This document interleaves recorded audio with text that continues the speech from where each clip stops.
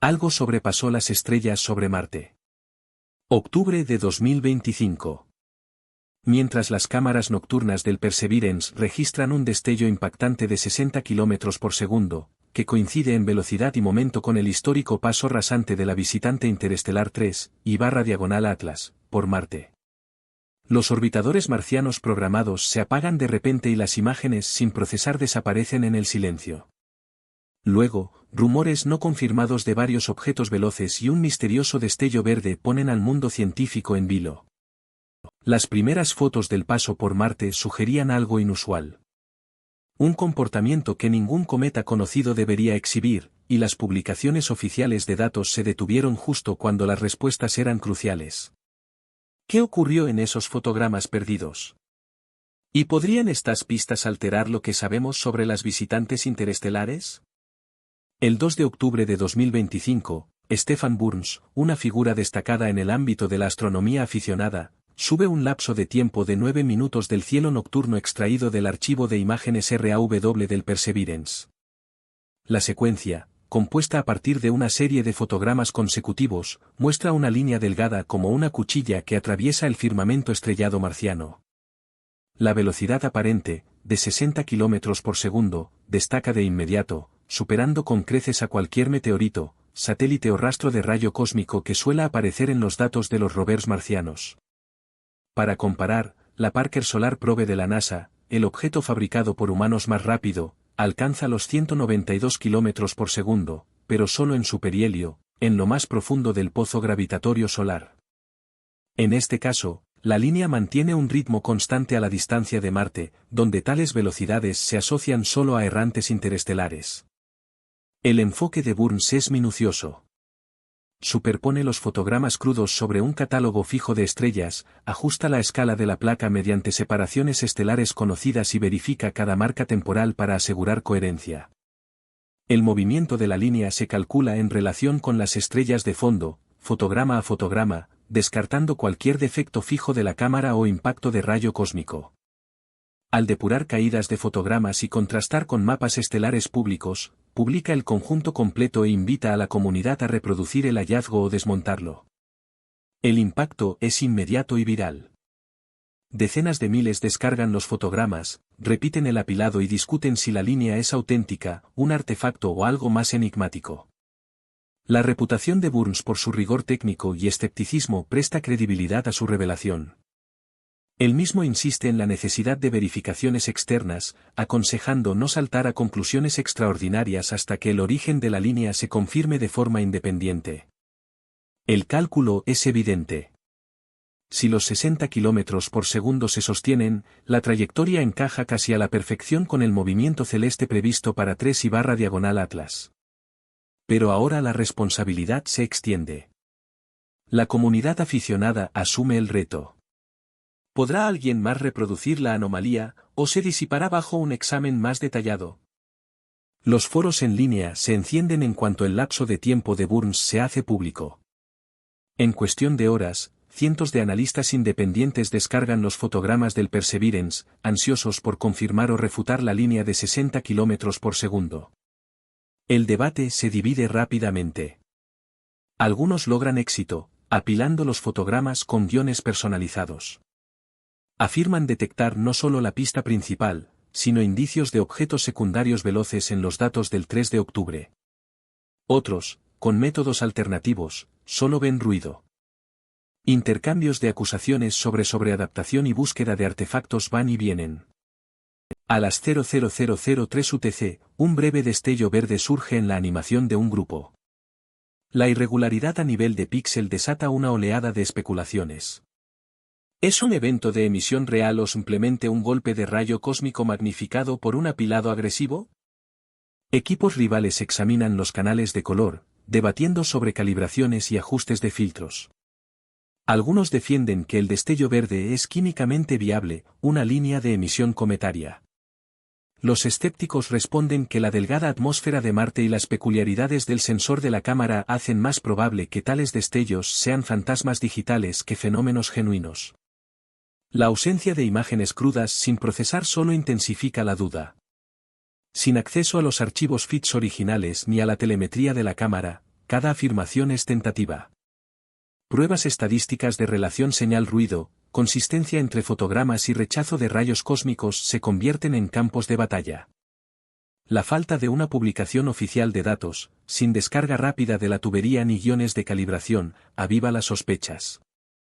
¿Es solo el retraso habitual de campañas con objetivos móviles, o algo intencional? La frustración colectiva aumenta. Algunos exigen mediación institucional, presionando a la NASA o la ESA para que intervengan y resuelvan las disputas técnicas. Otros refuerzan el análisis de código abierto, compartiendo programas y apilados intermedios en busca de validación colectiva. La autenticidad de la señal pende de un hilo, su destino ligado a si las próximas campañas de orbitadores marcianos proporcionarán imágenes decisivas y verificables de forma independiente. Durante una breve ventana a principios de octubre, Marte se convirtió en el mejor punto de observación del sistema solar para una visitante interestelar. 3 orbitadores, el MRO con ICRISE, el Trace Gas Orbiter de la ESA equipado con XIS, y Mars Express con HRC, todos asignados para capturar a 3,9 millones de km. Eso equivale a unas 75 veces la distancia de la Tierra a la Luna. Un abismo tan inmenso que incluso la cámara más precisa en Marte, ICRISE, vería el objeto como poco más que una mancha borrosa. Su resolución óptima en el mejor de los casos se estira. Los observatorios en órbita alrededor de Marte se adaptaron para observar a decenas de kilómetros por píxel. HIRISE, concebido para detectar rocas en las laderas marcianas, nunca se había enfocado en un objetivo que se moviera a esta velocidad o a esta distancia. Sus secuencias de imagen se reprogramaron para el paso cercano, empleando datos de efemérides actualizados para dirigir el campo de visión estrecho por delante del trayecto previsto. Cada toma representaba una apuesta calculada. Apuntar demasiado pronto y el objeto saldría del encuadre, demasiado tarde y se perdería entre las estrellas del fondo. CASIS, diseñado para imágenes en color y análisis de chorros, organizó una serie de exposiciones en 4 bandas, con la esperanza de capturar no solo el núcleo, sino también fragmentos o chorros que lo siguieran. El HRSC de Mars Express, con su franja amplia y cobertura multibanda, se encargó de buscar estructuras generales. ¿Podría diferenciar un núcleo único de un grupo o detectar un chorro solar contra el resplandor? La operación demandaba una coordinación impecable. El plan de observación de cada orbitador dependía de pronósticos precisos del sistema Geraisens del JPL, que se actualizaban a diario conforme se refinaba la trayectoria de 3/Atlas. Las naves espaciales tuvieron que girar desde sus apuntes habituales hacia Nadia, en ocasiones varios grados, para seguir un punto en movimiento sobre el cielo profundo. Las restricciones a bordo impedían un seguimiento en tiempo real. Cada imagen era una instantánea que confiaba en la precisión de cálculos de última hora. Para objetos a distancias interplanetarias, un error menor en las efemérides podía suponer un fracaso total. A medida que se acercaba el paso, los equipos de instrumentos equilibraban prioridades conflictivas, maximizando el tiempo de exposición, reduciendo la contaminación por rayos cósmicos y optimizando el ancho de banda para una descarga rápida. Cada fotograma se examinaría en busca de indicios de forma. ¿Era 3/Atlas un cuerpo sólido único, un conjunto suelto de fragmentos o algo más peculiar? A esta distancia, solo se podían resolver rasgos de decenas de kilómetros de ancho. Las bandas de color, de capturarse, podrían desvelar huellas químicas, como franjas amplias en verde, azul o rojo que sugerirían una composición inusual.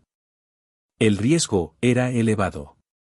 Con los telescopios terrestres cegados por el brillo solar, los orbitadores marcianos ofrecían la única vista clara. La meta era directa: si ocurría algo inusual, como fragmentación, chorros o acompañantes, estas imágenes lo revelarían primero. Toda la misión era una competencia contra la geometría, el movimiento y el reloj. Nada de imágenes crudas.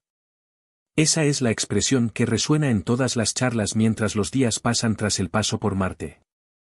Habitualmente, los datos de los orbitadores marcianos, sobre todo de eventos destacados, llegan a los archivos públicos en unos días tras la descarga, al menos en formato sin calibrar. Esta vez, silencio total.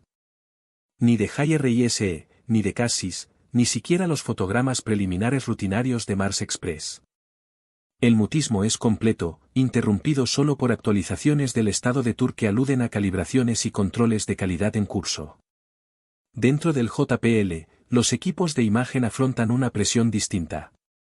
El problema no radica solo en el ancho de banda o en retrasos administrativos.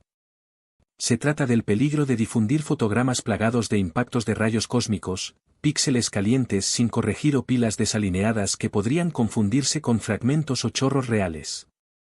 Para un blanco en movimiento como 3/diagonal Atlas, que cruza el cielo a 60 km por segundo, los procesos estándar fallan. La corrección de campo plano, la geométrica y la radiométrica deben rehacerse por completo. Incluso los mejores filtros de rechazo de rayos cósmicos, ajustados para paisajes marcianos lentos, tienen dificultades para distinguir un rastro interestelar auténtico de una partícula cargada errante. El responsable de imagen del JPL, bajo el peso de la atención pública, califica el procedimiento como una lucha contra errores y expectativas. Cada fotograma requiere verificar desviaciones en el registro. ¿Coincidió la efeméride prevista con el cielo real? ¿Dejó un rayo cósmico o una partícula solar un rastro fugaz que pudiera interpretarse como un objeto compañero? En esta operación, hasta el apilado de imágenes, un paso habitual, se convierte en un campo minado. Un desalineamiento mínimo genera artefactos multiplicados. Un apilado excesivo podría borrar rasgos débiles genuinos. Las implicaciones son evidentes. Publicar pronto y un fantasma digital podría desatar un revuelo mundial. Demorarse y crecen las sospechas de ocultamiento. El equipo de calibración avanza cuadro a cuadro, contrastando el movimiento previsto del objetivo con los rastros reales en píxeles, marcando irregularidades para revisión manual. Cada fragmento potencial, cada destello extraño se registra, discute y resuelve o eleva. Nadie en el JPL alega que el retraso sea placentero. La verdad es un cuello de botella por prudencia, que prioriza la integridad científica sobre la rapidez. Mientras el mundo aguarda, la próxima publicación deberá responder más que mera intriga. Debe resolver con pruebas si las cámaras marcianas captaron un núcleo solitario, un grupo de fragmentos o algo que exija una interpretación novedosa. El resplandor verde de un cometa avistado a millones de kilómetros suele ser un caso evidente. El dicarbono o C2 emite una señal verde brillante cuando la luz solar rompe sus enlaces moleculares, un mecanismo tan consistente que los cazacometas lo emplean como identificador químico. En el caso de 3/diagonal Atlas, la narrativa se complica. Informes de durante la ventana de sobrevuelo marciano, se capturó un efímero destello verde a las 12:03 UTC en ciertas secuencias de imágenes del Perseverance. La conclusión es clara. Si ese destello resulta auténtico, indicaría la presencia y actividad del dicarbono en la coma. Sin embargo, los espectros preliminares iniciales de Mars Express y TGO sugieren lo contrario.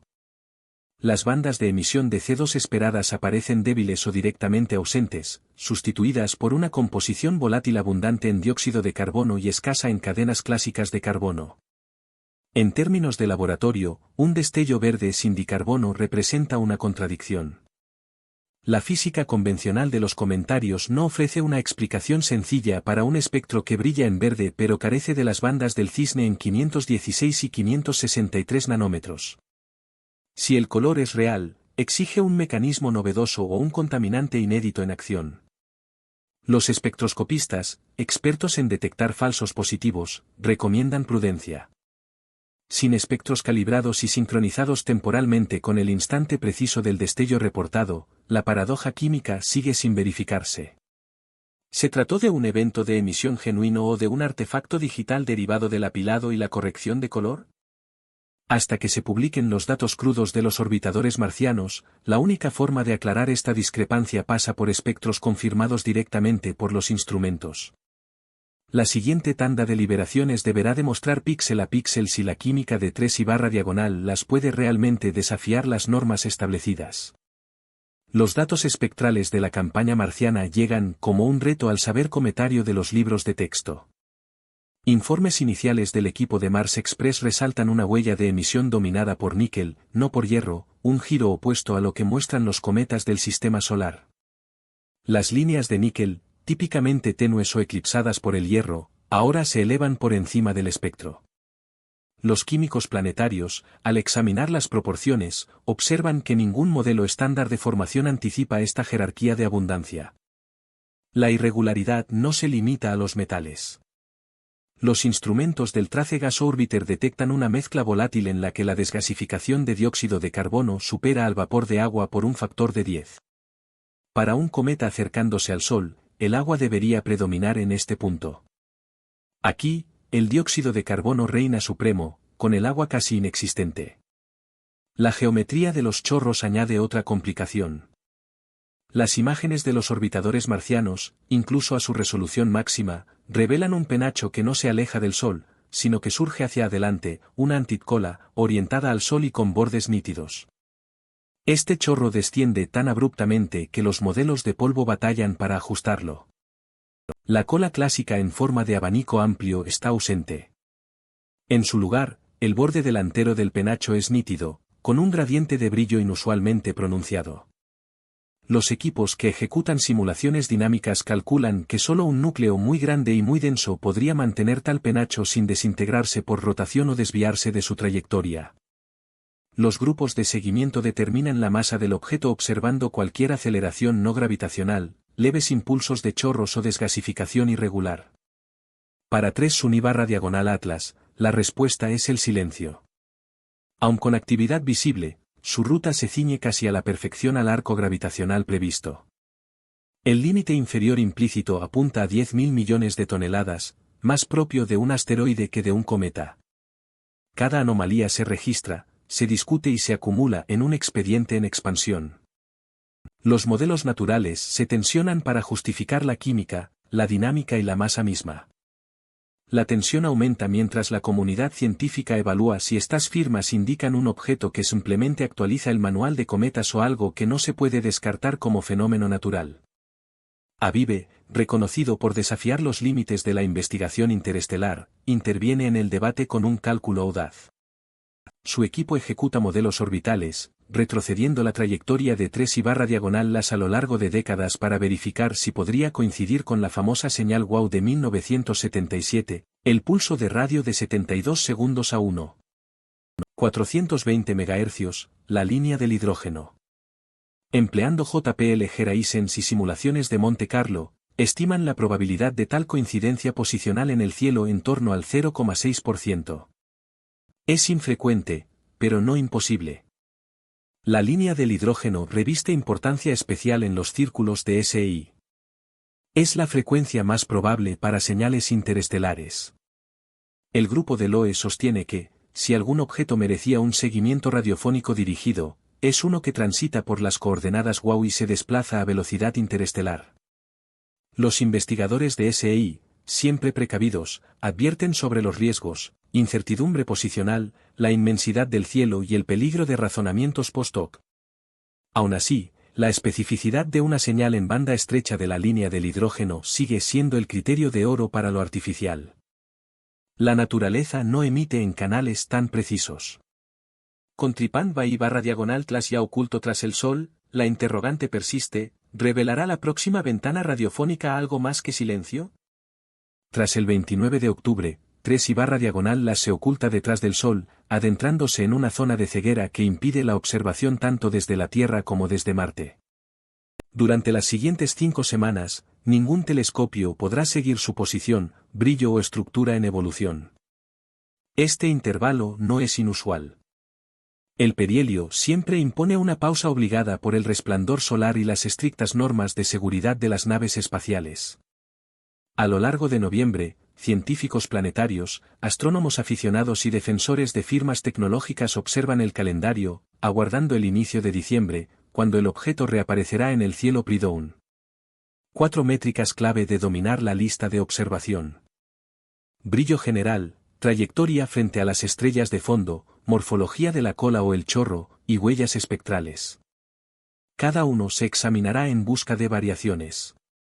¿Ha sufrido el objeto fragmentación, atenuación o desviación en su ruta? La siguiente oportunidad es corta, pero crucial. La confirmación dependerá de lo que salga de esa sombra solar y si los datos coinciden con las previsiones o aumentan el enigma. Separar la señal del ruido arranca con una escalera básica. En la base, la repetibilidad. Rasgos auténticos, ya sean rayas, destellos o acompañantes, deben manifestarse en pilas independientes con marcas de tiempo y efemérides que cuadren entre equipos. Los artefactos, en cambio, desaparecen cuando se alteran los procesos o las calibraciones. Luego, la validación multiespectral. Un objeto real debería detectarse en más de un filtro o longitud de onda, con proporciones de color que tengan sentido físico. Los artefactos suelen parpadear en un solo canal o cambiar de color con distintos tratamientos. Por encima, sellos geométricos y dinámicos. Verdaderos acompañantes deben desplazarse en paralelo, siguiendo trayectorias pronosticadas y conservando una separación constante, sin saltos ni borrosidad según el orden de las pilas.